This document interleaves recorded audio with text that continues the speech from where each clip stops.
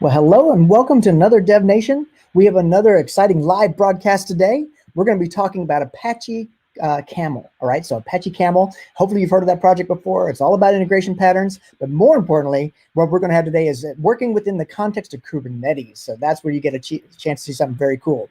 So up next is Nicola. He's one of the key contributors to Apache Camel and specifically the Apache Camel K project. Nicola, you're up next.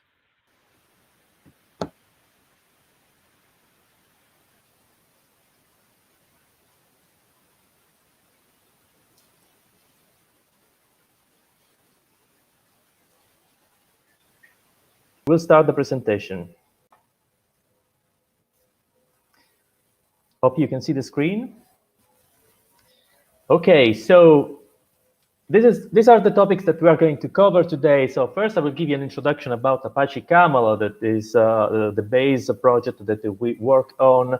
And for those of you that don't know anything about Camel, then we will talk about this awesome project, Camel K. I will show you a cool demo. Then we'll talk about the relationship between Camel K and Knative, then with Quarkus, and what's next in the roadmap of Camel K. But first of all, let me introduce myself. I'm Nicola Ferraro, working as software engineer for Red Hat. Later, Luca Burgazzoli will join me doing the second part of the presentation. We both work together on Apache Camel, Camel K, and Synthesis, and a lot of other open source projects. But today, we are going to talk about Apache Camel and Camel K. So, what is Apache Camel? Apache Camel is the most complete open source integration framework. It's the Swiss knife of integration. It has more than 10 years of development, but it is one of the most active Apache projects because it gets a lot of contributors every month. So it's based on enterprise integration patterns. It supports more than 300 components using a powerful DSL. But before talking about what an integration framework is, let's talk about integration. So what we mean by integration. Whenever you have two systems, system A and system B in the picture that have to communicate, but they were not designed to work together, you have an integration problem. Usually systems use different transport. One may use web services, the other may use REST services. One may use asynchronous communication, the other one may be synchronous using Kafka or ActiveMQ or whatever. But even if they use the same transport, they for sure have different domain models. So you have to map between objects of system A and system B and back and do other calls. So when you integrate the systems, but Camel is about all that. Camel is the glue between disparate systems. Camel can help integrating systems, whatever they use to communicate. And it helps you because it's an integration framework. It's a toolbox, so a set of tools that you can pick and use to solve your integration problem. And what are these tools? One of the most important tools that Camel provides is this, Enterprise Integration Patterns. This is a book from 15 years ago, written by Gregor Hope and Bobby Wolf. And it is still actual because integration problems are still the same. We have added more problems probably recently, but they are still actual. They describe problems and solutions, recurring problem and solution when you have to integrate system. For example, this is a list of some of the integration patterns present in the book: content-based routing messages based on their content, and splitting messaging and reaggregating them, fixing out-of-order messages, enriching the content of some messages, and other patterns that are present in the book. Camel was originally based on this book, and it contains almost all the patterns that were present in the book, but not only them, because a lot of people contributed over the year a lot of other patterns. For example, you can find in Camel, for example, the Saga pattern for achieving consistency in microservice architecture, or even the circuit breaker pattern for avoiding cascading failure when you integrate systems. So a lot of other patterns have been added. Where do you use this pattern? So the basic building block of Camel is the Camel route. When you write Camel, you write Camel DSL in Java or XML. Here we have two examples, but we have also other languages, can use other languages. The XML is important because there are some visual tools that helps you to design routes graphically. But let's focus on this Java DSL. So a route starts from an endpoint. In this case, we have the file endpoint here, and then ends in one or more other endpoints. In this case, we have the JMS endpoint. So these two lines of Java code means hey, Camel, take all the data, so all the files that are present in the data inbox on my hard drive, then for each file, transform it into a JMS message and send it to the queue named order. So with this two line of file, you do a lot of things already, and Camel also mark the file as completed for you and manage the errors for you with just these 2 lines of code. But you can also use enterprise integration pattern when you design routes in Camel. So for example, let's start from the file endpoint and then take all the files in the inbox directory, then split the file. So we'll take each single line of the file, then we transform each line into an XML message. For example, you can use JSON or whatever, and then send it to an ActiveMQ destination, or you can use Kafka. So Camel is based on this concept of endpoint, and you have a lot of components corresponding to these endpoints. And when I say a lot, I mean a lot. So this is the full list of components back to, I think, 1 week ago, because last week we have added other 2 components probably. So you can find whatever. So there is Zookeeper, Elasticsearch, MongoDB, Cassandra. You can connect to Facebook, to Twitter, to Telegram, to Slack, to a JDBC endpoint. You can use gRPC, HL7. So whatever you need, it's here. Camel can connect to anything thanks to the components. That is the major power of Camel. So to recap, Camel is made of routes, so a powerful DSL where you can write routes using enterprise integration patterns, and it provides a lot of components to connect to anything. This is Apache Camel, the most complete integration framework. And Camel can run on popular runtimes like Spring Boot, Carafe, Wildfly, even Thorntail, any microprofile server, or Quarkus. Luca will talk about Quarkus later.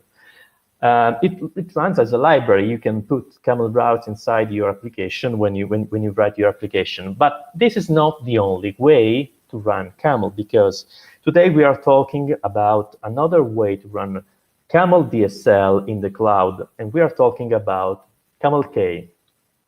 So Camel K is a new project that we have started last year at the end of August after the summer holidays. And it is about running integrations in the cloud, running Camel DSL in the cloud. When I say cloud, I mean Kubernetes or OpenShift. It's written in Go. Apache Camel is written in Java. Apache Camel K is an operator written in Go that runs Camel in the cloud. And it's a sub-project of Apache Camel. It's available on github.com Apache Camel-K. So look at the code and download it from the repository if you want to use it. There are some releases there. So this is what Camel K is about. So we've noticed that there are a lot of use cases where people don't want to deal with runtimes like Spring Boot and Thorntail. They just want to integrate system. And what they have to do if they want to integrate system is to write the Camel DSL. So the Camel DSL is complete. It's anything you need to do to integrate system. And then with Camel K, they can write the integration DSL in a file, in a simple file. You can use Java, but you can use also a Groovy script, a Kotlin script. You can use also JavaScript if you want. You can use also the XML provided by the Visual Tool. So once you write this file, Camel K is made of a client tool called Camel with the K at the beginning, Camel. So you take this file, Camel run integration.groovy, and your integration runs in the cloud. So you don't have to deal with containers, building containers, and doing the deployment on Kubernetes or OpenShift. It is just an enhanced version of Kubernetes, nothing more. So it just runs in the cloud. So this is the high-level architecture of Camel K. You have your development environment where you write your integration code. You can have also auto-completion and suggestion from the plugin. With the Camel CLI tool, you type Camel run integration, and then the Camel CLI tool take your integration code, wraps it into a custom resource in Kubernetes, and upload it to the remote cloud. Custom resources in Kubernetes are a way to extend Kubernetes functionalities by adding something more. And we have added an integration custom resource to Kubernetes and other sub-custom resources that Camel K needs for it to work. A custom resource is usually managed by an operator, and we provide the Camel K operator. So the Camel K operator takes this custom resource and converts it into running containers and running deployments. So it does it in a really quickly. So this is the loop. You change your integration code. The integration code is synchronized remotely into the remote cloud, and then the Camel K operator immediately change the deployment. In less than 1 second, you have a redeployment of your application. But I don't know if you believe me or not. I will show you a simple demo. So I'm going to build with Camel K a chatbot. So if you have Telegram on your phone and a QR code reader, actually you don't need the QR code reader, just use your camera if you have an iPhone. You can use it later after I build it. So let's write some code together. So I have installed the Minishift in my machine. Minishift is a minified version of OpenShift with all the functionality of the real version, but it runs locally. You can install it really easily. And then I prepared here a file. It's an empty Java file. I'm going to write some code, so to integrate, to build this chatbot. So let's start writing some Camel DSL. Let's start from the Telegram endpoint. That's this endpoint. The plugin suggests that I have to provide an authorization token to talk with the bot. So here I'm using a property placeholder instead of the real token. And then I log every message, the body of every message that is sent to the bot. This is the first integration that I want to run. What can I do to run it? Oh, in this Minishift namespace, OpenShift namespace, Camel K operator is already installed, but I can type camel install to install it. It's really easy to use.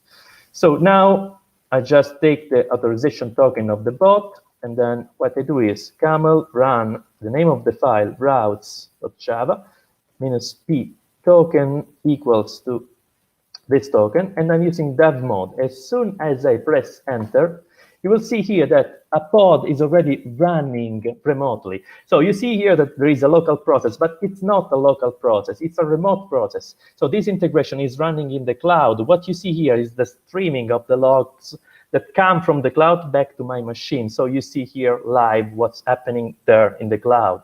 Let's do a rolling deployment. For example, now I just want to avoid that you push messages to this bot because the bot is public, and then I filter using a simple expression.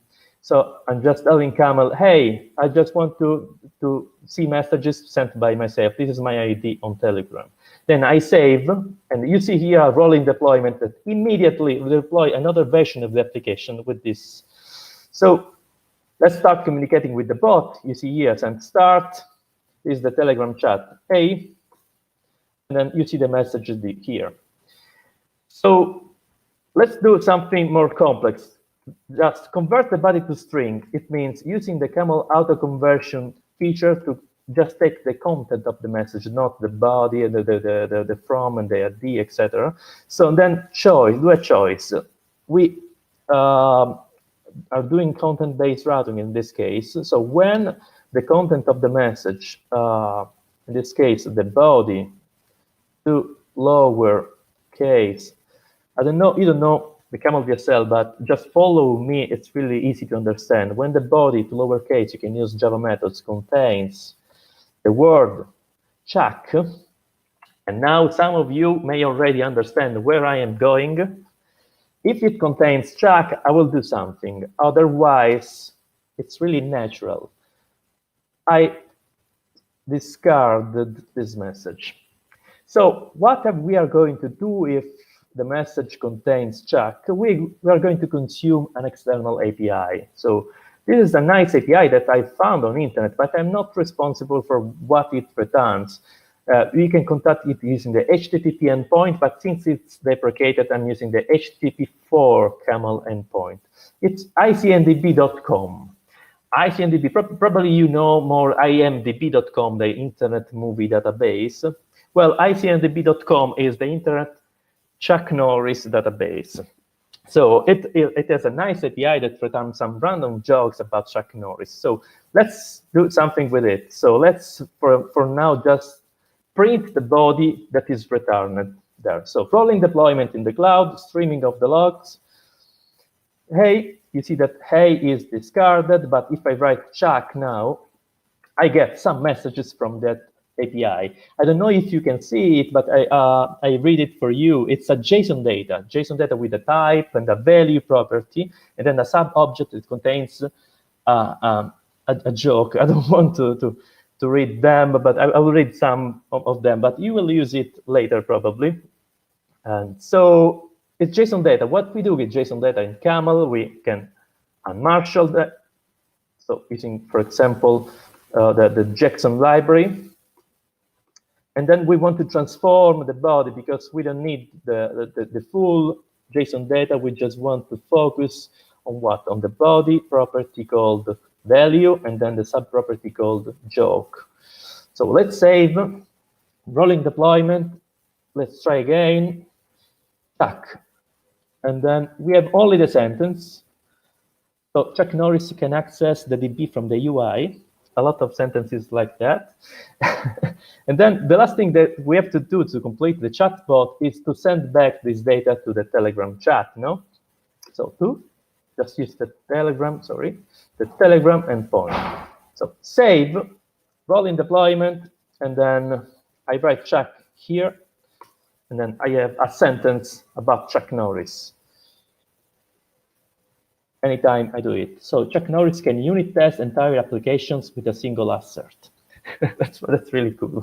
So now I let you use it. I remove the filter because now only me can use it. So now it's deployed. Note, I have done, I don't know, 10 rolling deployment of the application while I developed it in few minutes. This is the power of Camel K. There is a video also recorded here of what I've just done in live coding. You can use it. Let's go back to the presentation. If you can scan this code and use the bot or just contact Camel K bot. And now I'll tell you why I choose this demo, because it's an example of integration where you have two systems. Now you have from one side the Telegram system, from the other side the internet Chuck Norris database. They were not originally created to work together in any way. But at some point, this is the developer life. There is some business people that enter the room and say, hey, we have to connect these two systems. How can you do? You can change one of the two systems to talk with the other, but the risk is to couple them. For example, in this case, you cannot change not Telegram, not the internet Chuck Norris database. So the best solution is always to put something in the middle, like Camel, so the glue that connects the two systems, because Camel can talk with each system. And if you want to integrate system, there are usually hidden issues that we have to solve. For example, what if the Chuck Norris database becomes slow? We can stop calling it and return some baked response to the user, like Chuck Norris will kick your back shortly, something like that. Or if Telegram is not reachable at some point, we can retry sending the message after 3 seconds. These two things are one-liners in Camel. So look at the code, you will see that they are really, really easy to implement. So, but now we are going to talk about another topic, and it's Camel K and Knative. So, Camel K loves Knative. I don't want to go much into detail about what Knative is, but tell you that Knative is a series of building blocks for adding serverless capabilities to Kubernetes. So when I say capabilities, I mean custom resources, like the integration that I've talked about before. So this custom resource allows you to do serverless thing on Kubernetes. And these custom resources are divided in 3 major areas: build, serving, and eventing. Let's focus for now on serving only, because it provides some primitives. So custom resource to create services that can scale up and down depending on the load. So including if there is no one using your service, the service can also scale down to 0. And this is really a nice thing. And what we do in Camel K about Knative, well, Knative is not present by default on Kubernetes or OpenShift. It can be installed. And when you install Camel K on top of a cluster that has the Knative, the operator automatically configures itself with the Knative profile. It means that when you run the integration, Camel run the integration file, instead of creating a standard deployment, the Camel K operator will create a Knative serving service. And this changed a lot the way it behaves, because a Knative serving service is a really cool thing. Let's focus on this API. You see here, REST post. So we are going to define a method post on a path endpoint. So this is a REST service that we are going to expose using Camel K. And for each message received by this endpoint, it will forward to 2 systems, System 1 and System 2, that can be one of the 300 and more components supported by Camel using a custom protocol. When you say Camel run this integration, it creates a Knative service. But there should not be always something running. So at some point in time, the Knative service can have some pod running, or the pod may be killed. So a Knative service is like a Schrodinger cat. It can be live and dead at the same time. Oh, you have the only way to know if it's dead is to try. But fortunately, as soon as a new request arrives to the Knative to the Kubernetes namespace, even if if the pod is dead, Knative is able to create a new copy of the pod. And then the request is intercepted by Easty or here, and then when the pod is created and ready, the request is forwarded to the pod that does your code, execute your code, your integration code. And as soon as no requests start to come for a certain amount of time, the pod is killed again. So this is really cool, and this is offered by Camel K together with Knative. And it works also for scaling up. So you have a lot of requests coming at some point. You can configure it to scale up to, for example, 3 pods, so that the load is managed. But as soon as the load finish, you have nothing in your namespace. These cool things works also with Knative eventing. We have not talked about Knative eventing, but I tell you there are some other primitives for eventing in Knative. So for example, the most important one is the channel. A channel is a publish subscribe resource, like a Kafka topic or any JMS topic. So someone can send events to a channel, and other services can subscribe to a channel. So when you run an integration like this from Knative channel A to system 1 and system 2, so the Camel K operator creates a Knative service and then a Knative subscription. The Knative subscription links the channel to the service. And this is how it works. So when someone sends an event into the channel, it will be a cloud event. So go for cloudevents.io to look on how they work, but they are HTTP calls basically. The event is stored inside the channel. It can be backed by Kafka, or it can be backed by any memory implementation. It doesn't change the behavior. It's stored in the channel, and then since our service is subscribed, the pod is created with your code, and then the event is forwarded to the pod and then to the systems, to external systems. With channels in Knative eventing, you can create complex pipeline of processing, and you can use Camel actually in every place in this pipeline. You have seen the integration function, the one on the right, so where Camel is used to forward events toward the external systems, but you can use Camel for the enterprise integration pattern capabilities in the middle to route events between channels using dynamic routing. But last but not least, there is this concept of event source. So use Camel to forward events from any component, any system, any external system to a Knative channel. For event source, we have provided also a new cool stuff. So this is the native Camel sources in Knative. This is not the Camel K repository. This is the Knative eventing repository, where we have provided Camel sources. Camel sources are a simplified version of Camel K resource that people that don't know anything about Camel K or about Camel can use. They just configure some properties of the Camel components, and then they can use the Camel component to forward events into a Knative channel. And this is really a cool thing, and really good achievement for Camel. There is a video, but I will not show it, but you can see it when you will have the slides, because now it's the turn of Luca that will talk about Camel K and Quarkus. So I hand over to Luca.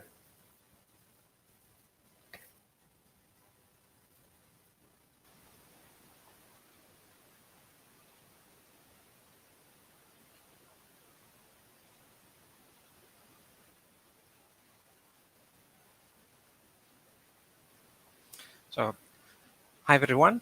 So let's talk a little bit about Camel K and Quarkus.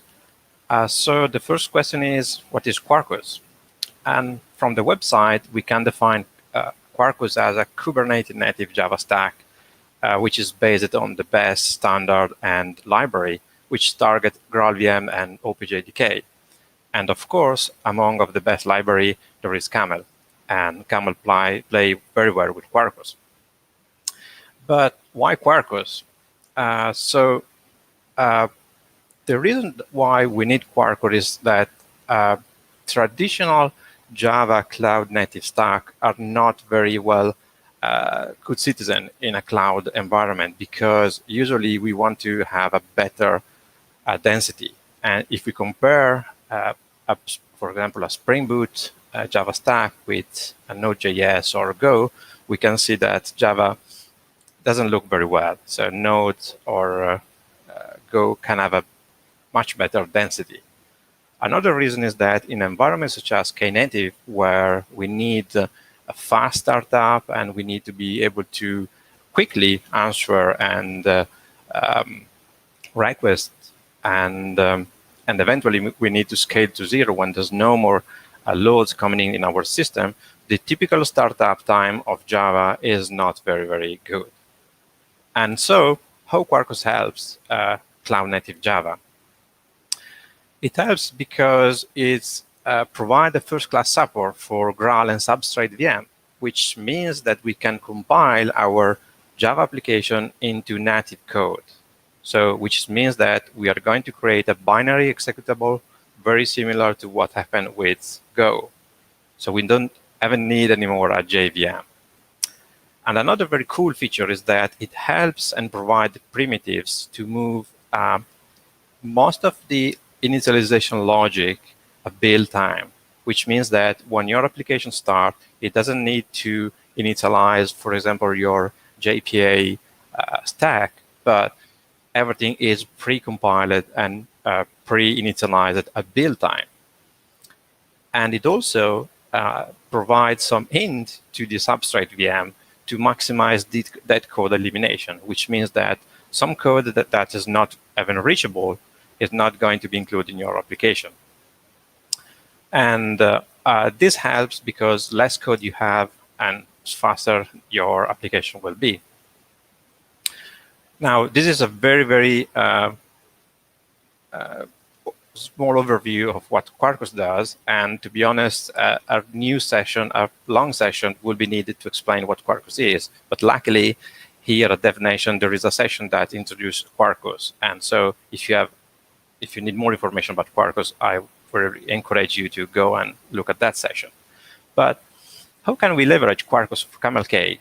So we can warm up the Camel context at build time. So which means that we can discover Camel components, languages, time converter, or whatever at build time. So it means that at runtime, Camel do not need to search and inspect your class path to find out component and so on. And which this allow us to create optimized integration, which leverages build time optimization, which means that when you deploy your application, your startup time and your deployment time will be even faster because you have less thing to do. And we can eventually have a strategy in Camel K to generate a native integration. So which means that your integration will be even more faster than what we said before. So this is a very short demo. And this is very, very short because the start type of Camel and Camel K is very, very short. So let's try to run it. And I see if I'm able to stop it at the right time. So in this very simple demo, what I did is run a JavaScript integration, which does something very, very simple. It just uses a timer and periodically logs something to the standard output. But if you look at the start time of Camel, you can see that the Camel context is started in 1 millisecond, and the entire application is started in 15 milliseconds, which means that the startup time, we are able to answer more requests when they come in. And here I'm just playing a little bit with some rolling redeployment to see how fast it is. So as long as you change something in your DSL code, your integration is redeployed and restarted, and everything is very, very, very fast. And that's all about Quarkus. If you need more information, like I said before, Quarkus require a dedicated session, so you can go on the Quarkus website on check the Red Hat DevNation session, past session. So let's talk a little bit about Camel K performance. As you said, you maybe noticed before, Nicola did not even write any information about how the project should be built or how it should be, what are the dependencies, and so on.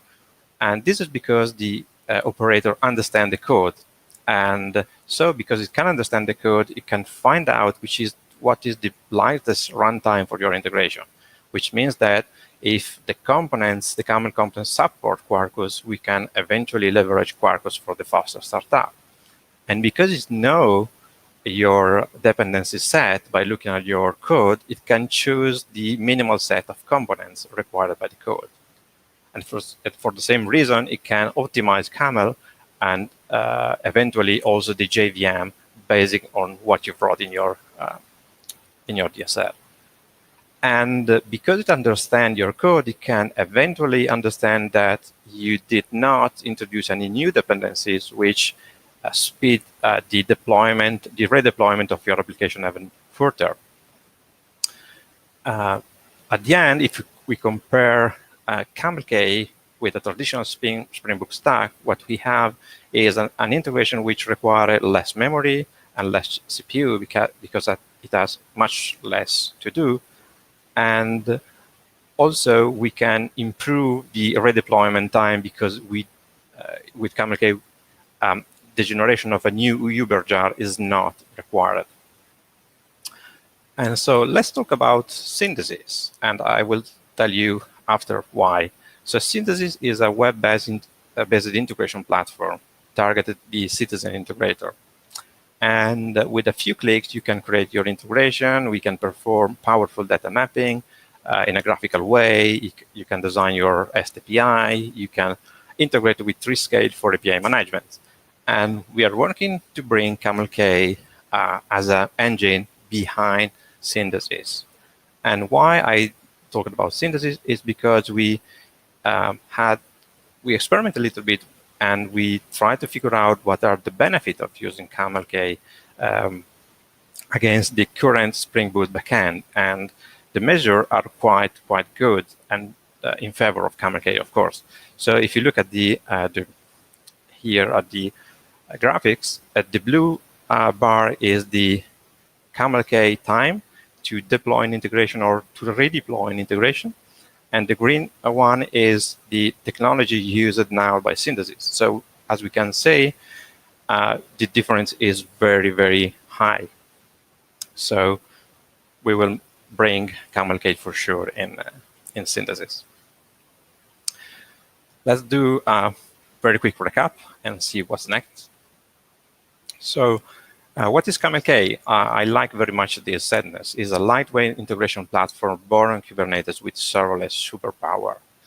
And which means that Camel K run on vanilla Kubernetes, it run on OpenShift, and it run very well in systems or OpenShift or Kubernetes in which you have Knative installed. What's next?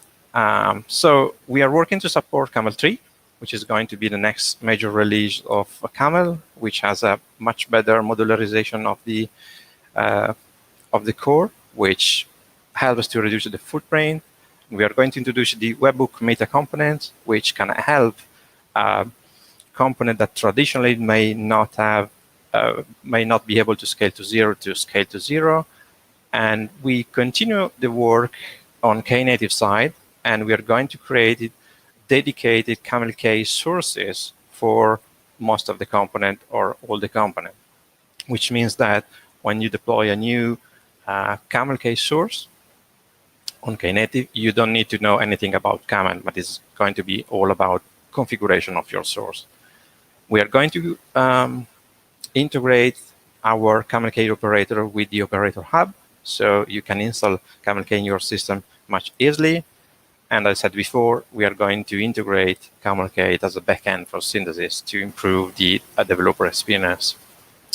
And we are going to provide some better IDE support, so better completion and better integration with deployment lifecycle and that kind of thing. A dedicated Camel K UI and some support for testing your route, within Camel K and your cloud environment, as well as some better integration with CI tools. And so that's all from us. And thank you. If you like Camel K, go on GitHub and start it, use it, and contribute, because we really love contributors. And now is up to you, Bor. Okay, well, we have totally run out of time. We went over our time limit for today. Make sure you get the presentation materials out of this platform. You'll see them down there at the bottom. You can download the slides from there. Hopefully you guys got good information from today's session. I actually really enjoyed the Chuck Norris demonstration. I even pasted some of the Chuck Norris jokes that I received into the chat for people to enjoy there. But make sure you do check out our previous DevNations on Knative. We have 2 of those, as well as a 1-hour big session on Quarkus itself. So those 2 I'd highly recommend. I want to thank Nicola and Luca. You guys did a great job with those demonstrations. I really enjoyed it.